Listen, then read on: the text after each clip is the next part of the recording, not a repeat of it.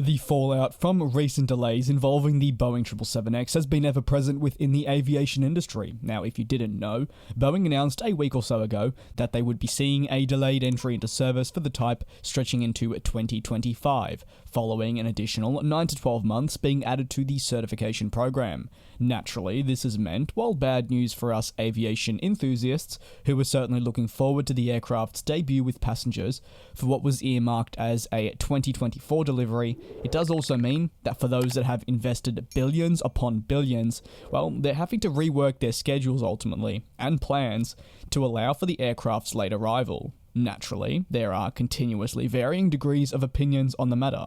As I'll cover in an upcoming video, Emirates will be making changes to their existing fleet. However, more generally, their CEO is not happy with the delay, and has expressed vocally, even before the latest announcement, his displeasure with it all.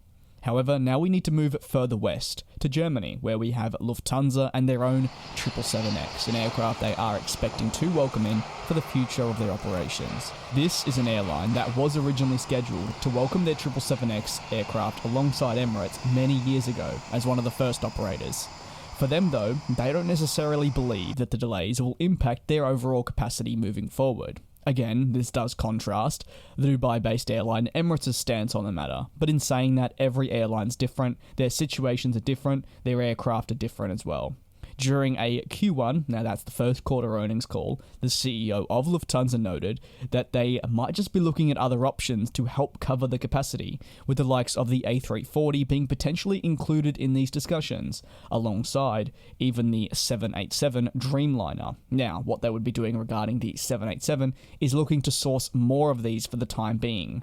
For those lovers of the Airbus A380, we are aware that Lufthansa did pull the plug on the Super Jumbo during the global pandemic, and probably don't get too hopeful that the airline will be reactivating its 380s is what I would say. The CEO noted that we'd only ever see the Airbus A380 return if they were seeing extraordinarily high demand levels, and they would only reactivate some. And while he would be over the moon to do so, it does seem like the furthest thing from reality and actually happening. For the German carrier as well, in that same earnings call, they did announce their quarterly results, which I thought I would just put onto this video to give it a more well-rounded structure and give you an update on everything ongoing at the airline.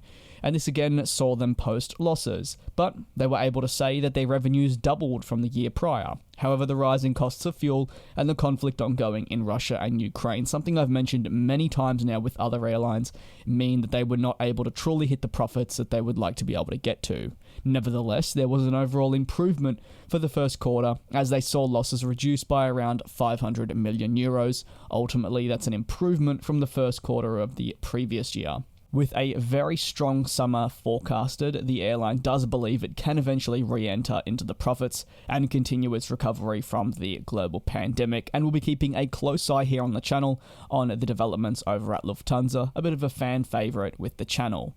Thanks very much for tuning in. If you have any thoughts at all on the German carrier, maybe the 777X as well, you know where you can leave them, that is in the comments. I really appreciate you tuning in and taking the time to watch a video here on the channel. Your support means a lot to me and I can't thank you all enough.